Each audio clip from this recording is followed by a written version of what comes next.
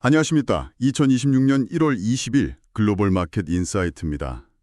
본 방송에서 제공하는 정보는 투자 자문이 아니며 투자 결정에 따른 책임은 투자자 본인에게 있음을 알려드립니다. 오늘 저희가 살펴볼 데이터들은요, 시장의 단기적인 방향성을 예측하기보다는 현재 시점에서 글로벌 경기와 유동성이라는 이 두 거대한 힘이 어떻게 충돌하고 있는지, 그리고 그 결과로 주요 자산군의 포지션이 어떻게 재조정되고 있는지를 점검하는 데 초점을 맞추고 있습니다. 그렇습니다. 지금 시장을 보면 표면적으로는 꽤 견조해 보이는데요. 그 이면을 들여다보면 매우 흥미로운 줄다리기가 진행 중입니다. 한쪽에서는 글로벌 제조업 경기가 동반 회복하면서 펀더멘탈을 끌어올리고 있고요. 펀더멘탈은 좋아지고 있는데. 네. 그런데 다른 한쪽에서는 일본의 금리 정상화 같은 구조적인 변화가 있지 않습니까? 이게 수십 년간 유지되어 온 글로벌 유동성의 흐름을 되돌리면서 시장을 압박하고 있는 거죠. 결국 경기 회복이라는 긍정적인 힘, 그리고 유동성 축소라는 잠재적 리스크, 이 두 가지가 공존하는 복잡한 국면이라는 말씀이시군요. 바로 그 점입니다. 그럼 이 두 가지 상반된 힘이 시장에 구체적으로 어떤 영향을 미치고 있는지 지금부터 하나씩 깊이 있게 파고 들어가 보겠습니다. 첫 번째 이야기는 긍정적인 측면, 바로 글로벌 제조업의 부갈입니다. 저희가 주목하고 있는 데이터는 글로벌 제조업 PMI, 그러니까 구매 관리자 지수인데요. 이 지수가 기준선인 50을 넘어서 확장 국면에 들어선 국가들의 비율입니다. 네. 차트를 보시면 해당 비율이 최근 67.3%까지 상당히 가파르게 상승한 것을 확인할 수 있습니다. 2005년 이후의 장기적인 흐름과 비교해보면 이건 명백한 확장 국면으로의 진입을 의미하는 신호로 해석되는데요. 이 데이터가 중요한 이유는 바로 동조화라는 단어에 있습니다. 동조화예요. 네, 지난 몇 분기 동안은 사실상 미국 경제가 거의 유일하게 성장을 견인해 왔거든요. 그런데 이제는 그 온기가 미국 외 다른 선진국들로 퍼져나가고 있다는 명백한 증거이기 때문이죠. 그렇군요. 이런 동조화된 회복 국면은 전통적으로 미국 중심의 대형 기술주보다는 비미국 선진국의 경기 민감주나 산업용 원자재 같은 섹터에 훨씬 유리한 환경을 조성합니다. 그렇다면 투자자 입장에서는 이런 환경 변화를 어떻게 활용해야 할까요? 단순히 미국의 시정 비중을 늘리는 것만으로 충분할지 궁금한데요. 좋은 질문입니다. 핵심은 포트폴리오의 질적인 변화를 고려해야 한다는 점입니다. 즉, 지금까지 시장을 주도해온 미국 중심의 성장 스토리에서 좀 벗어나서요. 글로벌 경기 회복의 수혜를 직접적으로 입을 수 있는 산업재나 소재 섹터 등으로의 선별적인 자산 순환, 말하자면 로테이션을 진지하게 고민해야 할 시점이라는 것을 시사합니다.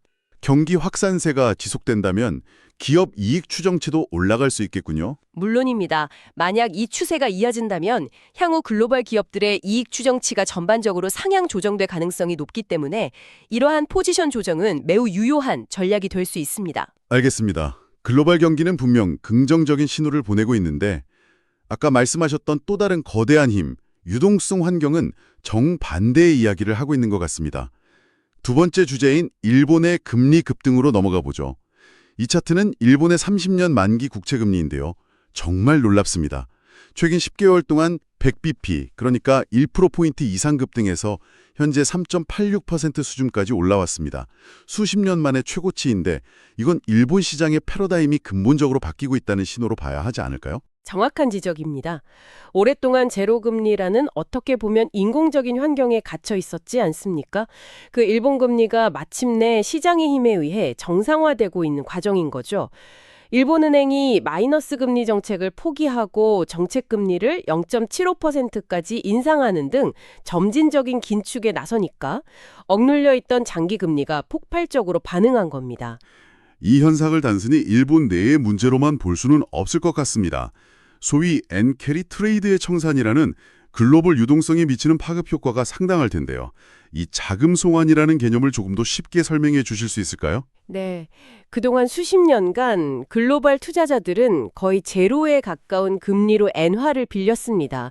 그리고 금리가 더 높은 미국 국채와 같은 해외 자산에 투자해왔죠. 이게 바로 엔캐리 트레이드였고요. 네, 그렇죠. 이제는 그 정반대 현상이 나타나는 겁니다. 일본의 금리가 오르니 더 이상 엔화를 빌려 해외에 투자의 매력이 사라지는 거죠. 오히려 일본의 거대 연기금이나 보험사들이 해외 자산을 팔고 그 자금을 자국으로 다시 가져오게 됩니다. 바로 이 거대한 자금의 귀환이 글로벌 시장, 특히 미국 국채 시장에 큰 손 하나가 사라지는 효과를 낳는 거고요. 이게 유동성을 축소시키는 핵심 요인으로 작용하는 것입니다. 결국 전 세계 자산 가격의 기준점이 되는 미국 국채 금리의 상승 압력으로 이어진다는 말씀이시군요. 저희가 주시해야 할 구체적인 레벨이 있을까요? 현재로서는 미국 10년물 국채 금리가 4.5%를 다시 상향 돌파하는지가 중요한 분기점이 될 것으로 보입니다. 이 레벨을 넘어서게 되면 시장은 이걸 단순한 금리 상승이 아니라 시스템 리스크로 인식하기 시작할 수 있거든요. 따라서 일본발 금리 충격이 미국 장기채의 기간 프리미엄, 즉 장기 보유에 대한 위험 보상 요구를 어디까지 끌어올리는지를 면밀히 관찰해야 합니다. 일본발 리스크가 글로벌 유동성을 위협하는 가운데 다행히 미국 내부에서는 인플레이션과 관련해서 긍정적인 신호가 나오고 있네요. 세 번째 테마, 미국 노동시장의 정상화입니다. 애틀란타 연준이 집계하는 임금 성장률 추이를 보면 팬데믹 기간 동안 치솟았던 임금 상승률이 최근 3개월 이동평균 기준으로 팬데믹 이전 수준인 4%대로 안정화된 모습이 뚜렷합니다. 이 데이터는 아마 연준이 가장 보고 싶어하는 그림일 겁니다. 현재 연준의 기준금리가 3.5%에서 3.75% 수준에 머물러 있는데 이처럼 임금 인플레이션 압력이 완화된다는 것은 연준이 대량 실업 사태 없이도 인플레이션을 통제하는 이른바 연착륙 시나리오에 대한 신뢰를 높여주는 매우 강력한 근거가 됩니다. 흥미로운 점은 방금 이야기한 일본의 금리 상승과 미국의 임금 안정화, 이 두 중앙은행 간의 뚜렷한 정책 다이버전스를 만들어내고 있다는 점인데요. 이런 상황의 투자 전략에는 어떤 시사점을 줄까요? 중요한 포인트입니다. 일본은 긴축으로, 미국은 완화 가능성을 열어두는 이런 상반된 방향성이 글로벌 금리가 한 방향으로만 치솟는 것을 막아주는 역할을 합니다. 투자 정약 관점에서는요, 현재 미국의 명목 금리가 둔화된 노동 인플레이션에 비해서는 여전히 높은, 즉 긴축적인 영역에 머물러 있다는 점에 주목해야 합니다. 아, 그렇군요. 네, 이것은 향후 금리 하락 가능성에 대비해서 채권 포트폴리오의 듀레이션, 즉 만기를 점진적으로 늘리는 전략을 고려해 볼 수 있는 근거가 되는 거죠. 거시경제의 큰 그림을 봤으니 이제 산업 레벨의 가장 큰 동력인 AI 이야기를 해보겠습니다. 공식 통계와 실제 시장의 체감 사이에 상당한 괴리가 있다는 지적이 있는데요.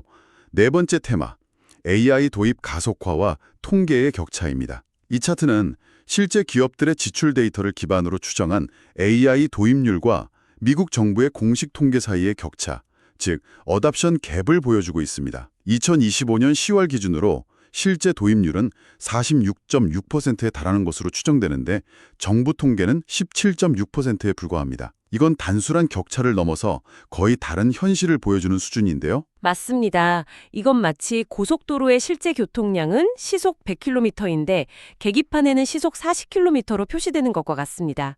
이 데이터 격차가 시사하는 바는 매우 중요합니다. AI가 더 이상 일부 기술 기업들의 실험적인 프로젝트가 아니라 이미 제조업, 금융, 헬스케어 등 전 산업의 핵심 운용 프로세스에 깊숙이 침투하고 있다는 것을 의미하기 때문입니다. 공식 통계가 아직 이 속도를 따라잡지 못하고 있을 뿐이죠. 그렇다면 현재 AI 관련 주식들의 높은 밸류에이션이 어느 정도는 정당화될 수 있다는 근거로도 해석할 수 있겠군요. 충분히 그렇게 볼 수 있습니다. 현재의 높은 밸류에이션은 미래에 대한 기대감을 선반영한 것인데 이 데이터는 그 기대감이 단순한 환상이 아니라 실제 기업들의 공격적인 투자를 바탕으로 하고 있음을 보여줍니다.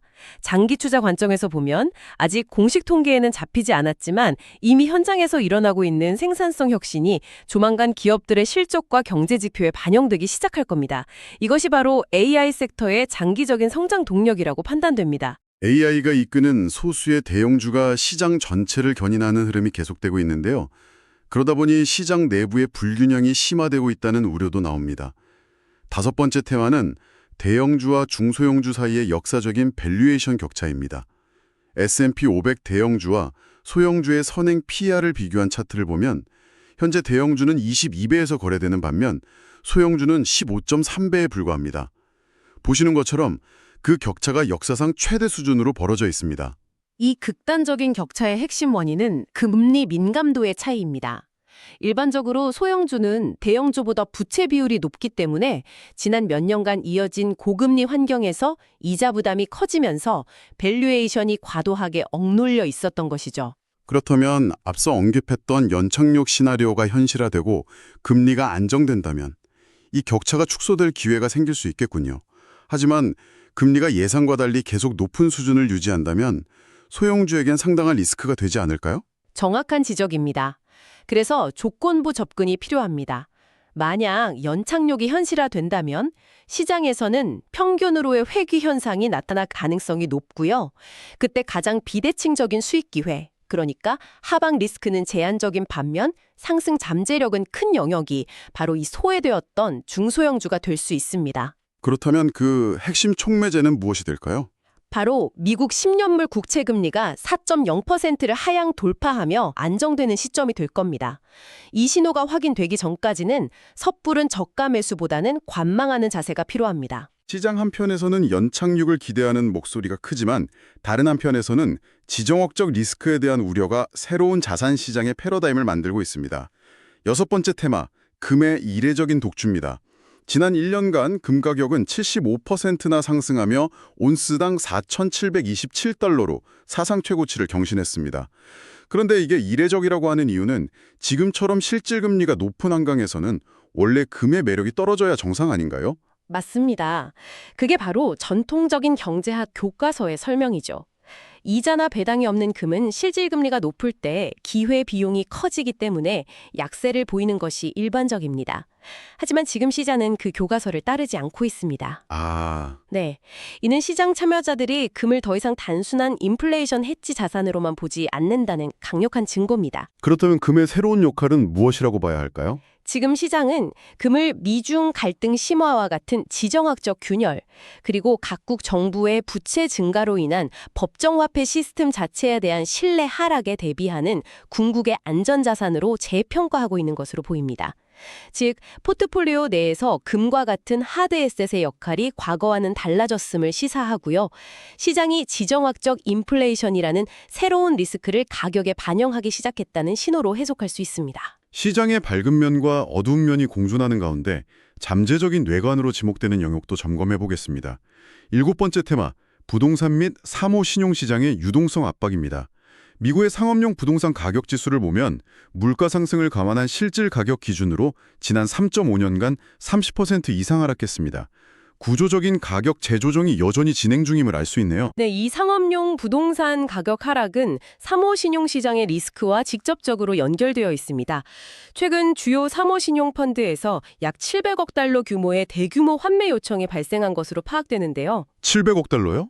네, 이건 유동성 불일치 리스크가 수면 위로 드러난 사례입니다. 쉽게 현금화하기 어려운 부동산 담보대출 같은 비유동성 자산에 투자해놓고 투자자에게는 언제든 환매가 가능하다고 약속한 구조의 취약점이 노출된 것이죠. 이런 상황이 지역은행 시스템에 미치는 영향은 없을까요? 그리고 투자자 입장에서는 오히려 기회를 찾을 수도 있을지요? 네, 이는 상업용 부동산 대출 비중이 높은 미국 지역은행들의 부실 우려를 계속해서 자극하는 요인이 될 겁니다. 하지만 위기는 종종 기회를 동반하죠. 지금처럼 유동성이 부족한 사모펀드 자산에 직접 투자하기보다는 공개 시장에서 거래되어 유동성이 풍부하고 현재 할인된 가격에 거래되고 있는 BDC, 즉 비즈니스 디벨롭먼트 컴퍼니스 같은 상장 자산에서 선별적인 투자 기회를 모색해 볼 수 있습니다. 마지막으로 주요 지역별 리스크를 간략히 짚어보겠습니다. 중국과 영국입니다. 먼저 중국의 연간 실질 GDP 성장 기여도 차트를 보면 2025년과 2026년 전망치 모두 성장의 대부분을 순수출이 차지하고 있습니다. 반면 내수 소비의 기여도는 급격히 위축되고 있어서 경제의 체질이 상당히 불균형하다는 것을 보여줍니다. 그렇습니다. 중국 경제가 내수보다는 수출에 과도하게 의존하고 있다는 것은 향후 미중 갈등 심화 등으로 글로벌 무역 장벽이 높아질 경우 매우 취약해질 수 있음을 의미합니다. 따라서 중국에 대한 투자 전략은 내수 관련주인 A쉐어즈의 비중은 신중하게 접근하고 대신 글로벌 경쟁력을 갖춘 하이테크 제조 수출주 중심으로 선별하는 전략이 필요해 보입니다. 영국 상황도 간단히 짚어주시죠. 따라서 투자자 입장에서는 파운드화의 변동성 확대에 대비한 해체 전략을 고려하고 정치적 불확실성에 직접적인 영향을 받는 영국 내수 소비재 관련 자산의 비중은 보수적으로 관리할 필요가 있겠습니다. 네. 지금까지 논의된 내용을 바탕으로 현재 시장의 리스크 대시보드를 정리해 보겠습니다. 지속적으로 모니터링해야 할 지표로는 일본발 금리 파급 효과, 특히 미국 10년물 국채 금리가 4.5%를 넘어서는지 여부와 안정세를 보이던 미국의 임금 지표가 재상승하는지 여부를 주시해야겠습니다. 네, 맞습니다. 그리고 발생 확률은 낮지만 큰 충격을 줄 수 있는 테일 리스크로는 상업용 부동산발 신용 이벤트 가능성과 모든 안전자산 수요가 오직 금으로만 쏠리는 현상이 심화될 가능성을 염두에 두어야 할 것 같습니다. 자, 종합적인 투자 시사점을 정리해 보겠습니다. 주식시장에서는 글로벌 경기 회복의 수혜를 입을 수 있는 산업재나 경기민감주 비중 확대 전략을 긍정적으로 검토할 수 있습니다. 다만 밸류에이션 매력이 높은 미국 소형주는 아까 말씀드렸듯이 미국 10년물 국채 금리가 4%를 하회하는 등 금리 안정화 신호를 확인한 후 접근하는 것이 안전해 보입니다. 네. 채권과 대체 자산은요? 채권 시장에서는 금리 상승 압력이 높은 일본 국채에 대한 매도 포지션을 유지하고요. 미국 장기채는 기간 프리미엄의 변동성을 고려해서 신중한 접근이 필요합니다. 마지막으로 대체 자산 측면에서는 지정학적 리스크에 대한 해치 수단으로 금과 더불어 산업용 금속인 구리나 은에 대한 구조적인 포지션을 유지하는 것이 포트폴리오 안정성에 기여할 것으로 판단됩니다. 오늘 분석한 글로벌 제조업 회복과 유동성 축소라는 이 상반된 흐름이 유지되는지는 향후 발표될 각국 중앙은행의 정책 신호를 통해 그 방향성을 다시 한번 확인할 수 있을 것입니다. 오늘 저희가 준비한 데일리는 여기까지입니다. 오늘 전해드린 정보들이 투자 판단에 도움이 되셨다면 구독과 좋아요, 그리고 알림 설정 부탁드립니다. 저희는 다음 시간에도 깊이 있는 시장 분석과 함께 찾아뵙겠습니다. 청취해주셔서 감사합니다.